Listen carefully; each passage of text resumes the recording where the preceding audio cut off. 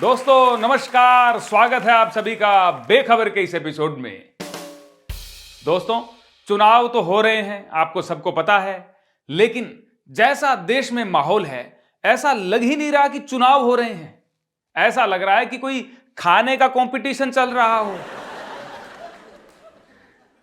ना तो जनता के हित की कोई बात कर रहा है, ना किसी को आने वाले भविष्य की पड़ी है। जहां देखो बस या तो मछली की चर्चा है या चर्चा में 10 रुपए वाली झालमुड़ी है। दोस्तों, जैसा आप देख रहे हो, प्राइम मिनिस्टर ऑफ इंडिया को देख करके आजकल मास्टर शेफ ऑफ इंडिया वाली फील आ रही है।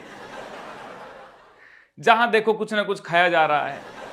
मोदी जी ने झालमुड़ी क्या खाई, मीडिया हो या सोशल मीडिया, पक्ष हो या विपक्ष, सब जगह झालमुड़ी झालमुड़ी झालमुड़ी हो गई।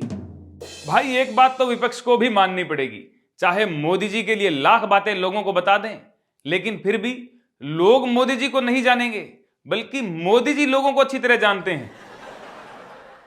मोदी जी कभी ढोल बजा करके, कभी चाय बना करके, कभी झालमुड़ी खा करके अंत में चुनाव का माहौल बदल ही देते हैं। 2014 के बाद दोस्तों, चाय का नाम लेते हैं तो मोदी जी दिखते हैं, लेकिन अब झालमुड़ी का नाम लेंगे तो भी मोदी जी ही दिखेंगे। विपक्ष ने कहा कि यह सब नाटक है। अगर अचानक से झालमुड़ी मोदी जी ने खाई तो दुकान के अंदर से फोटो कैसे आई? अरे भाई, अब विपक्ष को कौन समझाए? ये नया भारत है, ये दुकान में घुस करके क्लिक मारता है। इधर मोदी जी ने कहा कि झालमुड़ी मैंने खाई और झाल टीएमसी को लगी। दोस्तों, क्या पता झालमुड़ी का मामला नकली है या असली है, लेकिन बीजेपी की चुनावी थाली में एक तरफ झालमुड़ी है तो दूसरी तरफ मछली है। मानो एकदम से देश में नॉनवेज क्रांति आ गई हो, वो भी बीजेपी की तरफ से। भाई ऐसी नॉनवेज क्रांति की उम्मीद मैंने बीजेपी से तो कभी नहीं की थी। मैंने तो क्या, खुद बीजेपी के नेताओं ने भी कभी नहीं की थी। लेकिन चुनाव तो चुनाव है दोस्तों, ऊपर से आदेश हो तो मछली को भी भाप लगाना पड़ता है। अपना नॉनवेज खाना अब किस मंशा से वीडियो दिखा दिखा करके लोगों की भावनाओं को चोट पहुंचा करके किसको खुश करने का खेल कर रहे हो? ऑन कैमरा ऐसा मछली का चटखारा लेते दिखे कि पूरा पश्चिम बंगाल हिल गया। जिन लोगों को लगा था कि बीजेपी मछली बैन कर देगी, उन्हीं लोगों को अब लग रहा है कि बीजेपी तो अपने हाथों से बना के खिलाएगी। इधर ममता दीदी भी खाने पीने की दौड़ में कूद गई, मोदी जी को ही मछली खाने का न्योता दे दिया। दीदी ने कहा कि मोदी जी अगर मछली खाएं तो मैं खुद अपने हाथों से बना करके खिलाऊंगी। नागालैंड मंत्री तेमजेन इमना ने कहा कि मैं बीजेपी से हूं और मैं मांसाहारी हूं। एक उम्मीदवार ने तो एक कदम आगे बढ़ते हुए मुर्गा काटना सीख लिया। भाई अब आप लोग किसी को मछली मुर्गा खाते हुए देखो तो बुरा मत मानना, देश हित में मांस खाता हुआ वो अंधभक्त भी हो सकता है। मोदी जी ने बंगाल की जनता को कहा कि चुनाव परिणाम आएंगे तब मिठाई के साथ साथ झालमुड़ी भी बांटी जाएगी। कहने का मतलब है कि तुम मुझे खून दो, मैं तुम्हें आजादी दूंगा। स्वामी विवेकानंद ने कहा था, तुम मुझे खून दो, मैं तुम्हें आजादी दूंगा।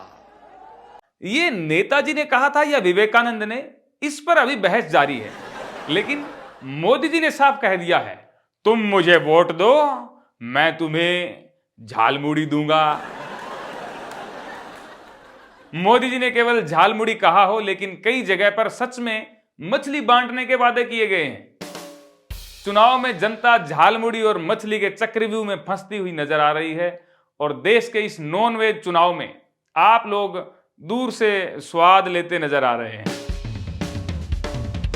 दोस्तों, पिछले दिनों मोदी जी को भावुक होकर संबोधन देते हुए हमने देखा, लेकिन अब हम जल्द ही रोते हुए भी देख सकते हैं, क्योंकि वो हो गया जिसका मोदी जी को इंतजार था। मल्लिकार्जुन खड़गे जी ने मोदी जी को आतंकवादी कह दिया। क्यों कह दिया यार? क्यों क्यों करते हो ऐसे काम?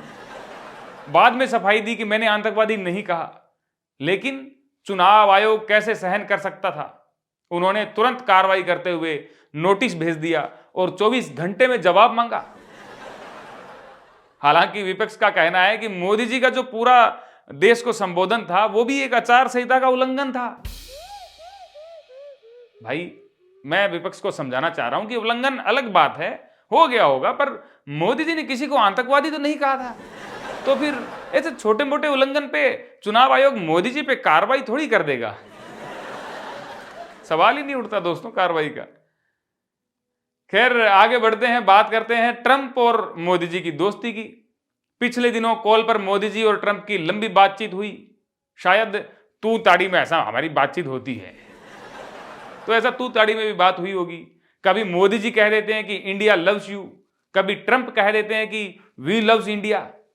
लेकिन ट्रंप ने अपने ताजा बयान में भारत को नरक का द्वार बता दिया।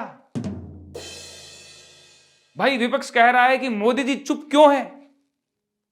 मुझे लगता है कि फिलहाल ट्रंप जो भी कहे हमें चुप रहना ही सही है, क्योंकि जैसा ट्रंप का भाई मूड है वो सीधा गाली गलौज पे भी आ सकते हैं, पत्थर फेंकना शुरू कर सकते हैं वहीं से ही।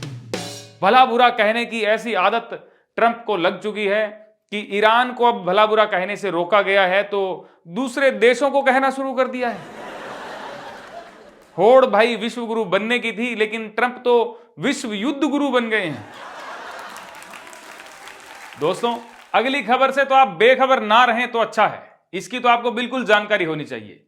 एक वीडियो इंडोनेशिया के बाली से हमने देखा कि कुछ भारतीय लोग वहां से होटल से सामान चुरा के निकल रहे थे कि होटल स्टाफ ने पकड़ लिया।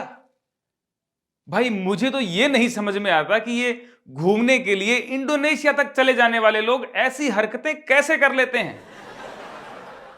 क्या सारा खर्चा, पूरी ट्रिप का जो खर्चा था उसी होटल के सामान से निकालना था? भाई, गुटखा थूकना, फॉरेन के लोगों से हिंदी में फालतू की बकवास करना, ऐसे सामान चुरा के भागना, इन सबसे भारत की ही बेइज्जती होती है भाई, उन लोगों की नहीं होती। भाई, तौलिया, हेयर ड्रायर यही चुराना था तो यही कहीं चुरा लेते।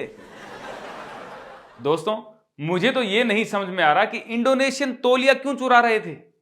क्या इंडोनेशियन तौलिया खुद उठ करके आपको सुखा देता है? खैर दोस्तों, आपके आसपास ऐसे लोग हों तो आप उनको जरूर समझाइएगा, क्योंकि हर चीज मोदी और राहुल गांधी नहीं बदल सकते हैं। कुछ चीजें जो हम बदल सकते हैं वो हमें ही बदलनी चाहिए। चलिए, विदा लेता हूं आपसे इस एपिसोड में, बस इतना ही।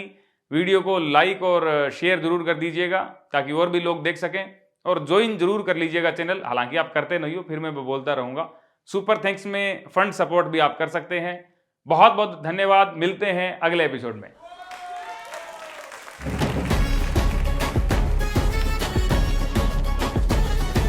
खबर सबको है पर खबर से है सब बेखबर।